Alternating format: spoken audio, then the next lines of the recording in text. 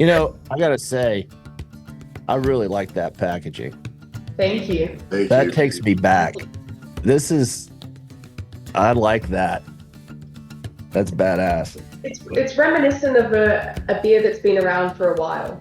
You know what? Yeah. Yeah, it's brand new. Yeah, like the kind of the like this reminds me of like the 80s truckers. Like Yeah. do you remember that movie Convoy with Chris Christopherson? Yeah. And he was called the Rubber Ducky. That was when I was a kid, that was like one of my favorite movies. And anyway, that's how old I am. And Harry, the hat looks good. Doesn't it? Yeah. I mean, I gotta say. I think this is gonna look pretty good on you too. Look at this one. Oh, I like that one too. Yeah. Come here, Basco. I want to show you my new addition. Come here. I mean, he kind of looks like Hulk. Oh. This is Basco. He's a new addition to the family. If anybody Here's wants Oliver.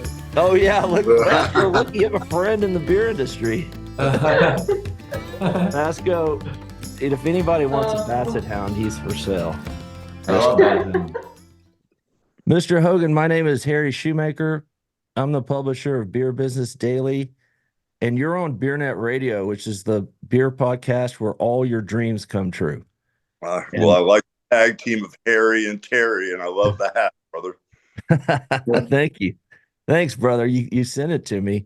Well, I appreciate you being on. I really do. And Terri and Chad as well from Real American Beer. I've got one right here that you guys sent to me. Is it okay if I crack it open? Is it too early? Wait a minute. Is it cold? Yeah, it's cold. How cold? Ice cold? Vo just saw me pull it out of the refrigerator. Okay. Well, I like mine up ice, but do your thing, brother. I keep my refrigerator at 33.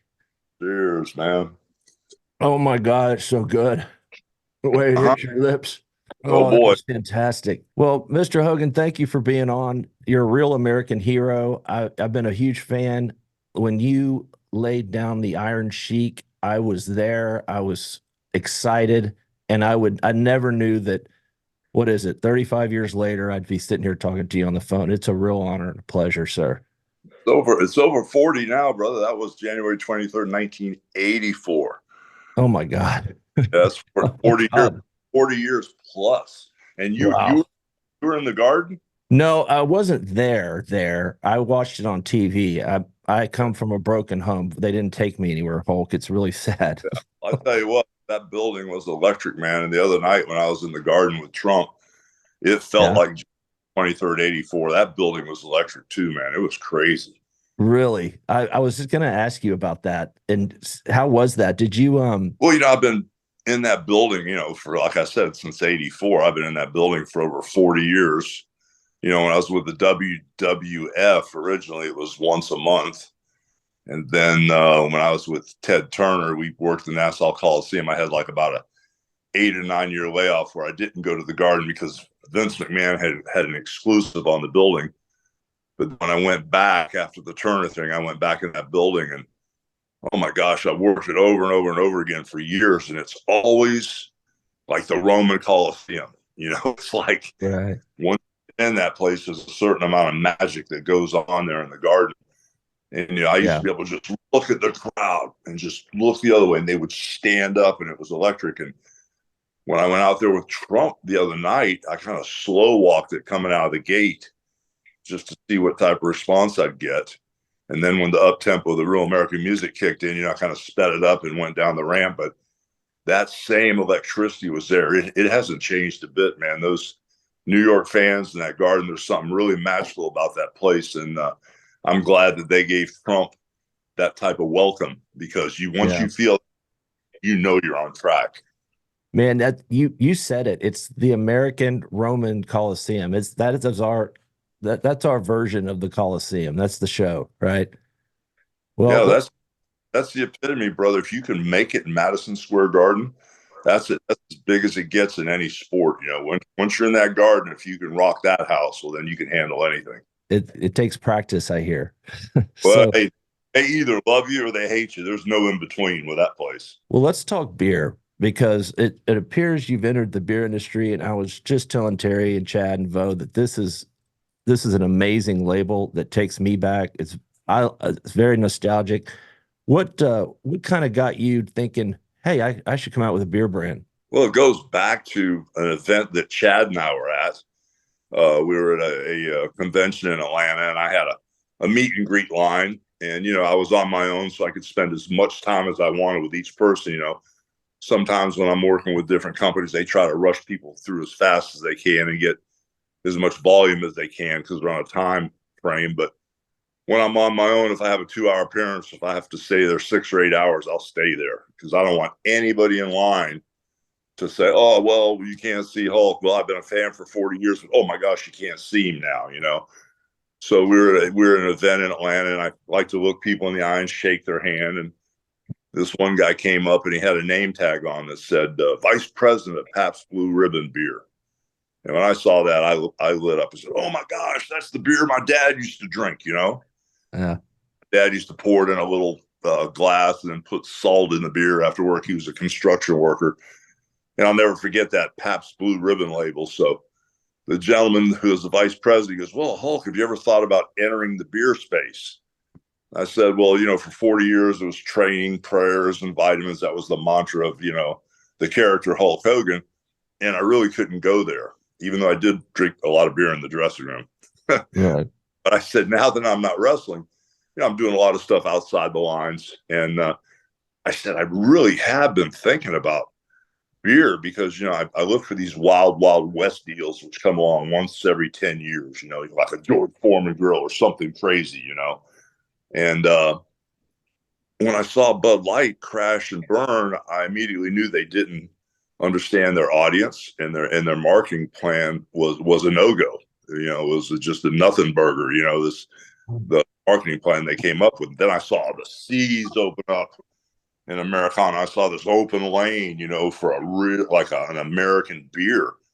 And so that open lane was NASCAR, country, western, wrestling, mom, apple pie, the flag, Purple Mountain's Majesty, baseball, football. It was just so clear to see that when Bud Light crashed and burned, there was this huge opening. So I was telling this gentleman I had an idea, and it all starts with a conversation because the neighbors don't talk to each other.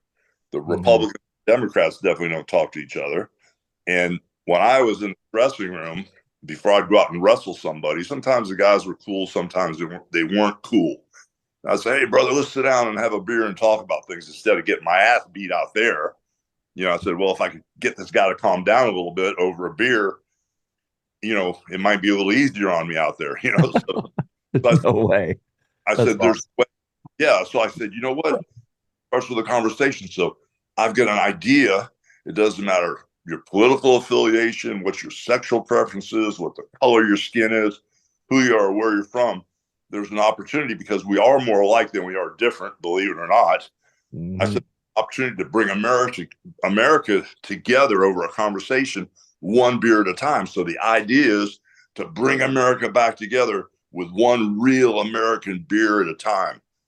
And dude, when I said that to that brother, his eyes went, whoa, oh my God, what an idea. And then Chad and I were hit on by a couple different people in the industry at that convention. I guess must have spread the word. And when Chad and I saw we had this kind of momentum, we finally made a decision just to do it on our own.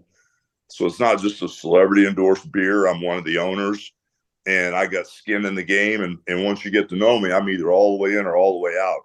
And I'm all the way in with this one, man, because we've been state by state, just body slamming this beer business, state by state, meeting people, 3-4 appearances a day, talking with people, getting their ideas. And it's just taken off like a Hulkamania run, like things took off in 1984 with me.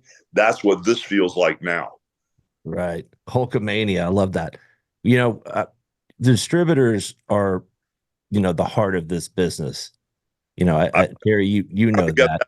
Yeah, finally got that figured out now. Right. Right. Well, hey, this is the podcast that distributors listen to. So so how have you met a lot of distributors when you're out peddling this stuff? Oh yeah. Yes, sir, I have.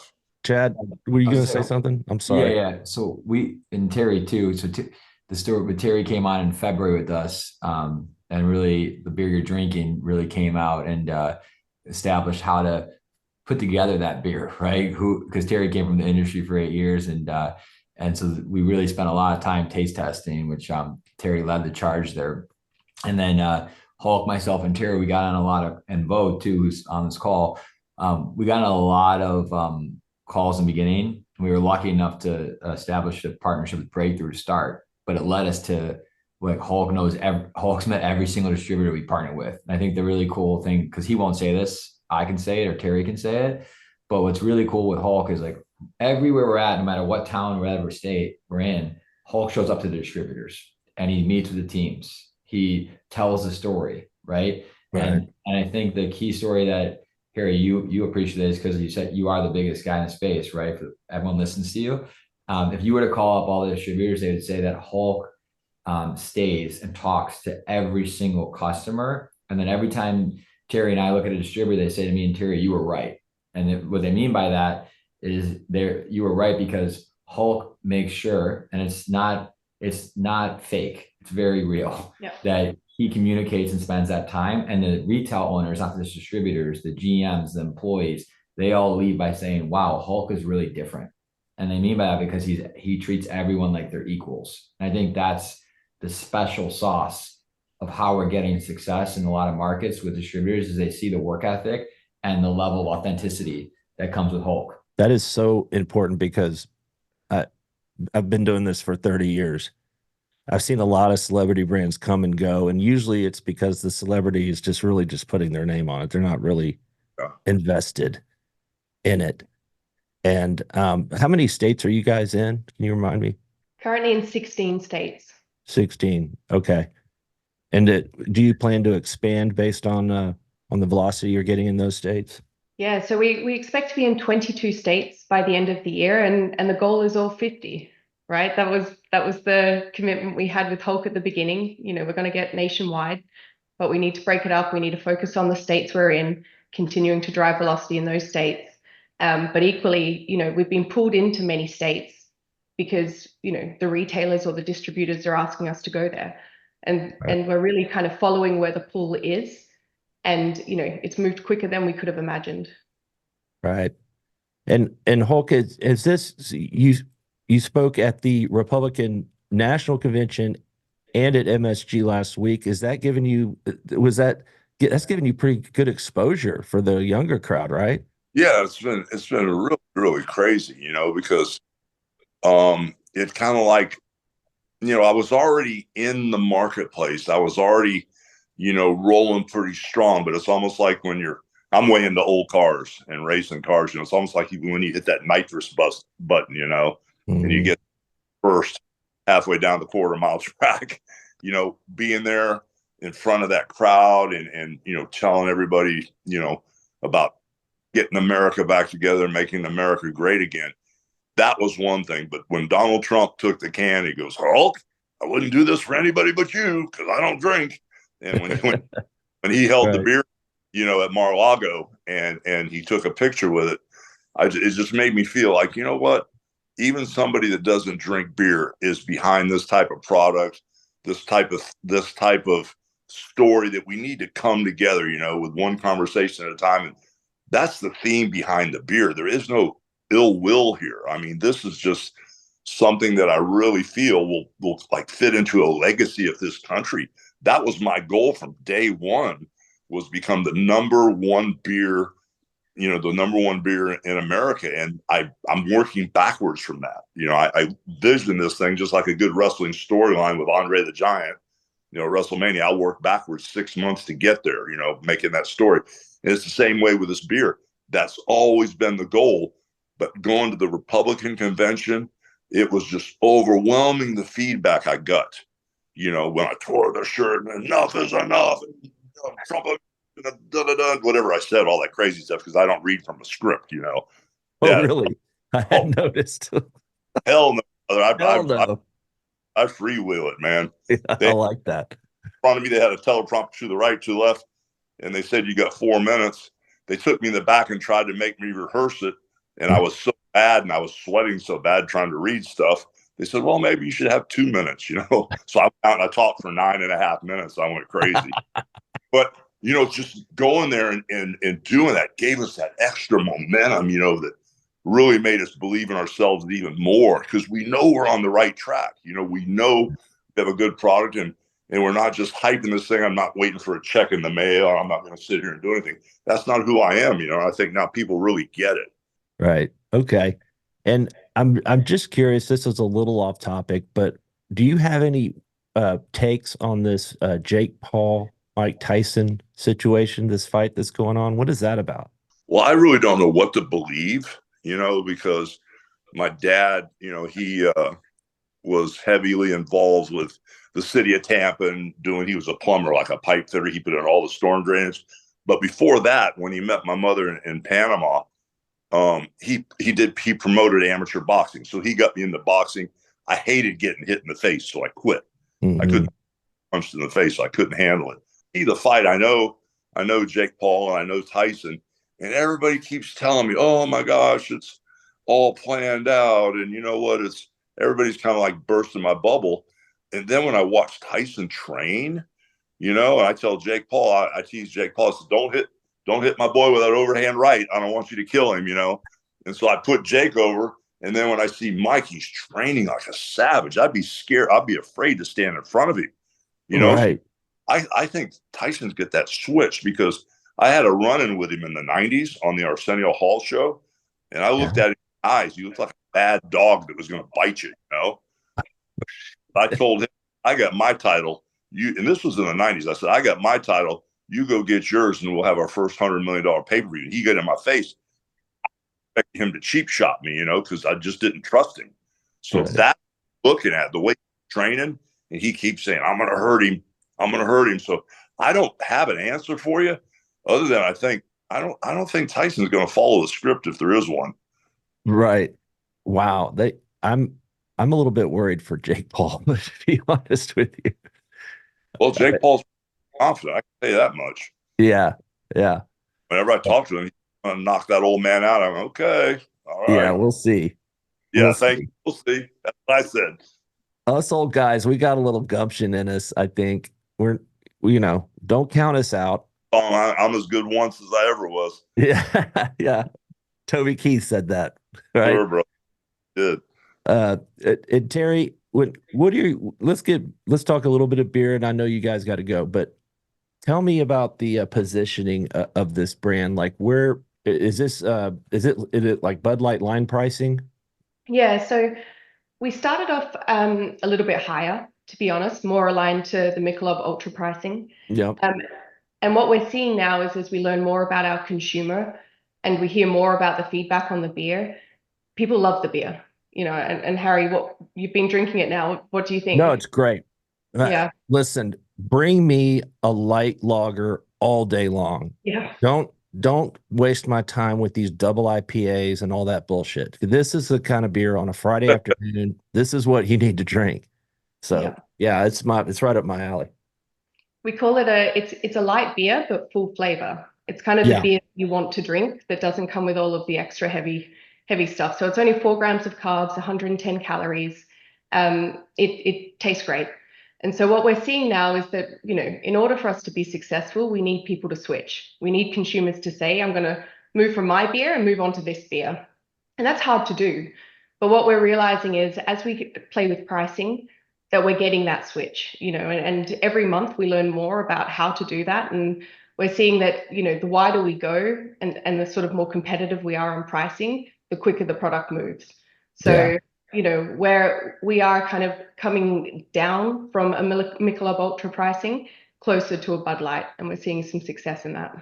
Yeah, that makes sense especially if you're going after the Bud Light drinker, which I think you are. Have the chains been receptive to you as far as bringing it in? Yeah, absolutely. I think that what was kind of funny, I had a conversation very early on with somebody from one of the big beer companies, and this person said to me, oh, well, you should be in a couple of bars, you know, a couple of bars this summer. And it's, you know, we've broken all the rules. Everyone who told us we couldn't be in any of the national retailers, you know, we got into them. You know, we've kind of pushed our way into shelves and cold boxes around all the states that we're in. We've got, you know, a lot of support from Albertsons, Walmart, Kroger, you know, all of the big names, Giant Eagle, HEB. We'll be launching with HEB in Texas. So, you know, a lot of the beer buyers, and it's, you know, with the great teamwork and the tag teams I have in Chad and in Hulk, that we've been able to, you know, tell people it's not a celebrity beer. It's a beer that's owned by a celebrity. And, you know, we've got a good beer to back it up. And so, you know, a lot of the buyers, as we've spoken to them, have broken their own rules as well, you know. And what we're looking forward to, and what really the next few months is all about, is making sure that we're in the right position as we launch for spring and summer next year. And so, you know, the mandates that we've seen come through as a result of this early footwork that we've been doing, we should be, you know, really in a prime position for kickoff of the next spring. It's good timing. That's for sure. I think 2025 will be a good year for you guys, because we need something in the beer industry to get people drinking beer at all. No matter drink what brand, just drink beer. And Harry, that's what we're hearing that from even from the distributors and, you know, even the sales team. The thing that makes me very proud is all of them say, we haven't had this much fun in as long as I can remember. They're like, this is fun, like with real American beer. We're enjoying our job. You know, it's great. And that's kind of the best part, is where everyone's enjoying kind of rolling this out. We're also, Harry, creating a lot of you'll see a lot of big strategic partnerships coming out. We can't necessarily say who yet, but we'll give you first access to it. But you'll see a lot of big strategic moves coming out that are going to continue to penetrate the market. And I think that's the key with this brand, is the beer is good as you tasted it. Hulk is super active, as we know, not just from a marketing perspective, but from a people perspective. But I think, you know, when you brought up the RNC and you brought up Madison Square Garden, a lot of people try to say, oh, you're a political beer. We're not a political beer. We're a beer that if you're a great marketer on one side and you're a Democrat and you're a great marketer and a Republican, you can respect marketing, right? And what we do is we make sure we market our beer, and that's what, as a unified beer, right? So Hulk, when we started this, Hulk always said, brother, it's not about being a Democrat or Republican. Take out the political views. He told you earlier in this thing, it's about unification. It's just about having a conversation. I think some people get lost in that. Retailers can get lost in that, and it's really just a beer, right? To create a light, fun atmosphere, and that's what we're trying to accomplish. Capitalizing on what Chad just said, you know, at the end of the day, it's not about being a Democrat or Republican. So if we're going to bring this country back together one beer at a time, you know, in the wrestling psychology world, I guess we'll just steal something from each party. And if we're going to do that, we might as well go ahead and turn the page and make beer great again. You know what I'm saying? So if you're going to turn, might as well switch your beer and make beer great again. And it's just, there's just something in the cap, but there's no agenda in this game. We just want to come out with a really good beer and really show everybody that we can slam dunk this beer industry. And it's not hocus pocus. It's not a bunch of snake oil salesmen. We have a good product, and we're going to stand behind it because we believe in it. Right. Yeah, Hulk, I think you just came out with a great slogan for the beer industry. So I mean, it's brilliant. Make beer great again. Yes, I love that. Well, I stole that. Trademark that. Turn the page from Kamala. You know what I'm saying? So yeah, we'll know a week from now what's going to happen. But well, guys, thank you so much for being on BeerNet Radio. It's an honor and a privilege. And we will be in touch. And Chad and Terri, thanks for setting it up. And let me know when you got any news coming down the pike. You just tap my line. We got a big one coming up. So very big. Big one. Yeah. I told Harry to get ready. All right. Well, y'all guys have a good weekend then. Thank you. Harry. Thank you. Thank you. Bye. Bye-bye.